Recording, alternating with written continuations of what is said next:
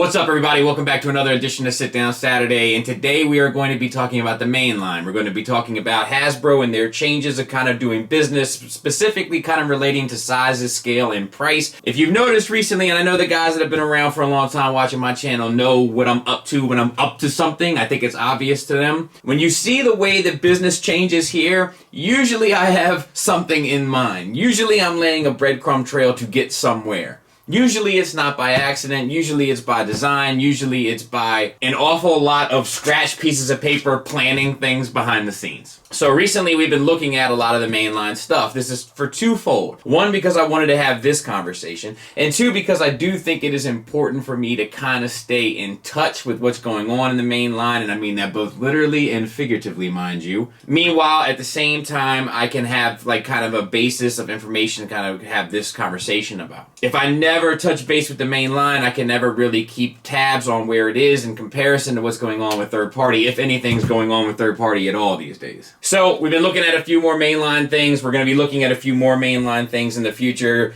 Some of it's for fun, some of it's for S&Gs. My general approach with that stuff is, look, if I have it and I have to take absolutely zero kind of effort on my part to get it back to you, I'm happy to look at it. So I've had the privilege of having a couple things kind of slide across my desk, as it were, and I think it's going to be beneficial for all of this stuff. Now, real quick, a brief cleanup, brief house keeping for the last couple days, and there's not a whole lot to talk about. I think with the Cyclonus video that a lot of people just expect me to tear things apart indiscriminately, and it's not really my gig here. It's never what I've actually done. There are people like, I'm surprised that he didn't tear this apart. It's good. It's a good figure, and it's appropriately priced. If you do those things, you're not going to hear much out of me. Now, whether or not it's for me is a different conversation. Bandai can make something that's a great Kamen Rider or something, but that's not for me. I don't have any interest in it. But I can still say it's good, and sometimes I can still say it's bad. It just so happens that Cyclonus is probably their best figure all around, to be fair. And still absolutely zero interest from me. Sit Down Saturday last week with the MMC stuff. Look, something's going on over there. I don't know what it is. It was really interesting to read the comments. There was a lot of speculation in that video, but I think there's a lot of things going on there that need to be discussed, with IDW, the changes there and all that. So I just thought it was worthwhile going down that road.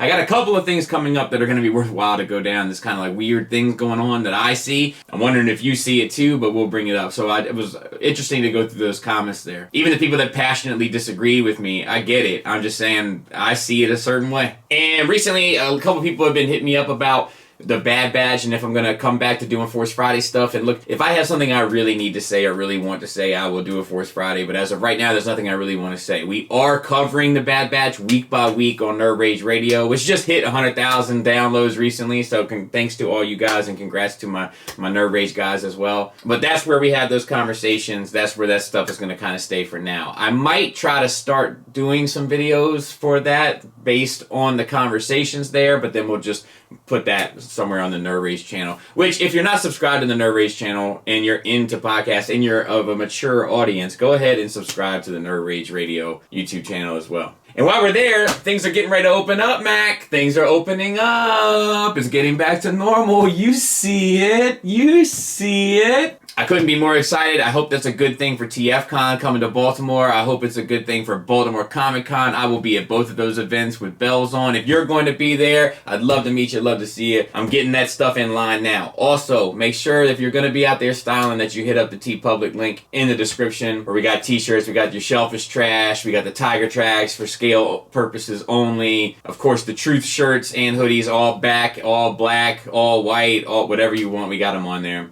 The 4 Dummies Fan Price Bro sweatshirt is on there, plus t-shirt, so get your drip together. Big drip. Hey. So with that, I think we can go ahead and get into today's discussion. And what we're going to do is kind of talk about the history of the Chug line for the last decade or so, mainly in regards to when we see size changes and price changes. Every time I talk about this stuff, I always get one person in the comments that's like, what's a chug? Chug is usually just meant, it's like a synonym for the main line now, but it was an acronym that meant classics, Henkai Universe, I think, and Generations, which was the main title flagships kind of for the mainline franchise. You take the first letter of all of them, you get Chug. And then how it relates to scale, right? So there's the Legends class scale, and then there's the Deluxe scale, which is kind of their bread and butter, and then there was the Voyagers, and then Leaders, right? And how those prices have changed, and what does that mean, and how has it become confusing? So let's go ahead and get started. So let's take it back to 2011, where we see the first significant size reductions in figures. 2011's Dark of the Moon toy line had significantly smaller Deluxes, Voyagers, and Leaders. Now in 2012, due to clear size and budget reductions, Generations is hit with the fall of Cybertron figures. These figures became significantly smaller, simpler, and made of cheaper materials. While quality increased somewhat in 2013, it still stayed below pre-2012 levels. Let's move to 2014. Hasbro begins the Prime Wars trilogy, consisting of 3 toy lines revolving around 3 different gimmicks, beginning with Combiner Wars. Combiner Wars figures were significantly larger than earlier generations, in many cases matching the size of early 2000 figures. However, with that size increase came a cost, and that cost was that they were incredibly simplified, both for the Combiner engineering, but let's face it, largely for cost cutting and price maintenance. Meaning lower cost of production, same price for product, larger profit intake. The paint and the build, as well as the quality of materials in many cases, seem to decline. Many repaints and retools in this line's history, and this particular era is often regarded as an all-time low for the franchise, at least in recent years. In 2016, Titans Returns launches. There is a noticeable improvement from Combiner Wars, but often not by much. The line did provide many obscure characters like the G1 Headmasters, Target Masters, etc., but continued to share engineering between figures largely across the line. The paint continues to be very lackluster. Voyagers began using foil stickers, which were notoriously low quality, and the figures continued to be simplistic but were larger in size. Many enjoy the line for several standouts and the large amount of obscure characters who it brought back into retail, but quality was largely still far below pre-2012 levels. To move to the third part of the Prime Wars trilogy, we get Power of the Primes, which launched in 2017 as the final segment and brings back the combining gimmick with emphasis on Prime Masters, who shared compatibility with the previous year Titan Masters. Figures continue to be simplistic, hollow, and largely lackluster without the few standouts like Titan Returns. The stickers continue on the Voyagers and now on the Leaders too. The gimmick is largely seen as a complete flop and shares the title of one of the worst Transformer toy lines with Combiner Wars. By 2017, Hasbro's Black Series and Marvel Legends had seen significant quality increases. Hasbro's patented photoreal tech was introduced, and both lines were of better quality than previous years. By 2018, Black Series had become one of the best quality toy lines offered at a $20 retail, which of course is subjective to some degree, but can't be denied that due to the face painting, often independent use of sculpts, paint that included washes and dry brushing, and improved articulation, it's hard to deny what Black Series was doing around that era. But Transformers War for Cybertron trilogy begins in 2018-ish to 2019 and begins with Siege, which is effectively the Chug reboot. Siege marks a price increase, with Deluxes being $20, Voyagers $30, and Leaders $50. But the size decreased in many figures, and scale was introduced, like with Studio Series. Leader class saw the biggest size reduction, generally being Voyagers with extra accessories and more engineering. However, the quality took a fair drastic step up. Ball joints were eliminated and replaced exclusively with pins or mushroom swivels. Articulation was largely standardized, with ankle rockers and waist swivels becoming the norm, and some even featuring butterfly joints and ab crunches. Paint and plastic build quality saw significant improvements. The packaging was changed from a blister to a shoebox design to match the Black Series and Marvel Legends approach. Many people see this line as an improvement, and the standards have continued into follow-up lines with Earthrise and Kingdom. Earthrise Waves 2 and 3, which shipped in mid and late 2020, however, did see widespread QC issues. Rumors say the line was cut short and planned figures were shuffled off as exclusives owing to pandemic disruptions. But the quality control has, by and large, returned to normal by 2021. Hasbro has said that the figures' costs are spread throughout waves, not individually. Therefore, they say the reason a wave with an unusually small figure like Cliffjumper will ship alongside a larger one like Hoist. Whether true or not, this rule generally seems to be held across the line. 2021 also saw the Studio Series, which has by now covered most of the major Bay characters, return with the 86 movie cast. The rumor,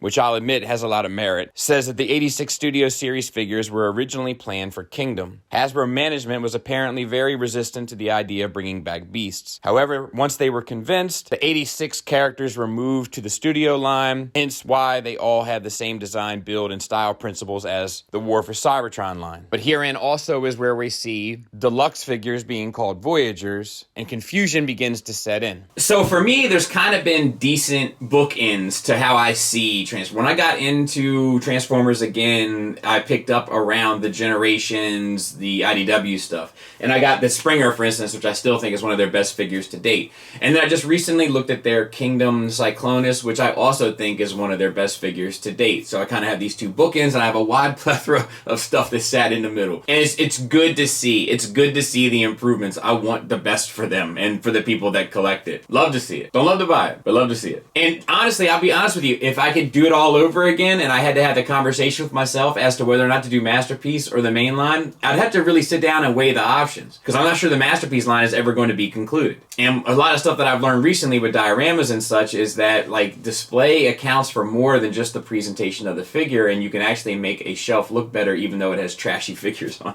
And I don't mean that they're trash, but you know what I'm saying. But the reason why I wanted to have this conversation, I wanted to tie it into a bigger picture, right? So when I talked about the Hot Rod figure, for instance, I was like, look, man, this is a good figure, but this is a $20 figure, but it's being sold as a $30 figure. This is a deluxe, and people were telling me that it's a Voyager. And look, it says Voyager on the box, but it's not a Voyager, it's a deluxe. It's being called a Voyager, and they're upping the price for it. So now those terms, Voyager, deluxe, legends, etc., are being less used to identify a scale and being more used to identify a price point. Now there's a trickle-down effect to that in regards to what it means culturally if people really start to buy into it, if it really does change the way that people talk about this stuff, that people no longer see it in regards to scale. And that is that they actually see a deluxe size figure as a Voyager figure due to a couple extra accessories. And if that happens, what it does is confuse the entire branding of the different scaled lines or of the different price points. Because then you don't know what to expect with every Voyager that you buy. That goes back to the conversation we had before with the perceived value. You see what I'm doing here? I'm working here. I'm cooking. It all ties in together. So it gets confusing for the fans, it gets confusing for the branding. So when you say a Voyager, you don't know what that means anymore. Right now, what happens here? Now people start entering words that just have no meaning whatsoever. A mini masterpiece. What are you talking about? Masterpiece is a brand and a scale. You can make the argument that there's no third-party Masterpiece because Masterpiece is a brand. It's a Takara Tomy brand. You can make that argument.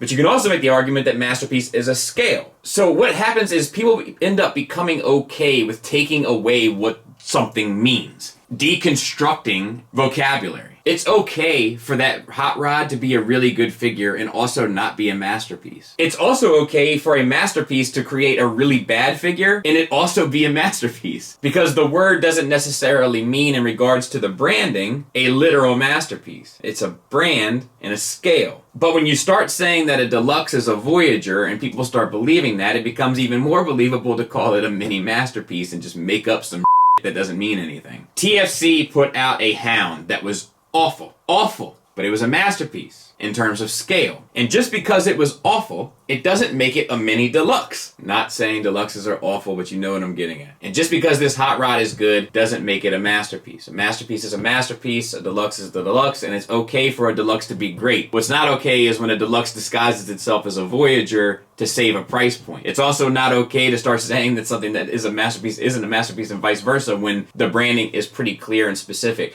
But I don't necessarily blame the fandom or the culture, because if Hasbro itself is delegitimizing, not sure if that's a word, what the words of their own brand mean, how can I expect the fandom to not apply their own rules as well? And I say all of that to say this: I think they're making figures at the best possible level that they've done possibly ever. I've been saying it for years that what they've been doing with Marvel Legends and what they've been doing with Black Series, they should be applying that same sort of pride, energy, and effort into their own franchises, and we're seeing it. We're seeing it with Black Series still, we're seeing it with Marvel Legends, we're seeing it with the G.I. Joe Classified, and we're seeing it with Transformers finally. And it's okay to be proud and happy and excited and celebrate that, and simultaneously be honest with ourselves about what it is and what they're charging and why, respectfully. And with that, we'll be back next week. Dummies Friday. Thanks for listening. Thanks for watching. Until next time, take care.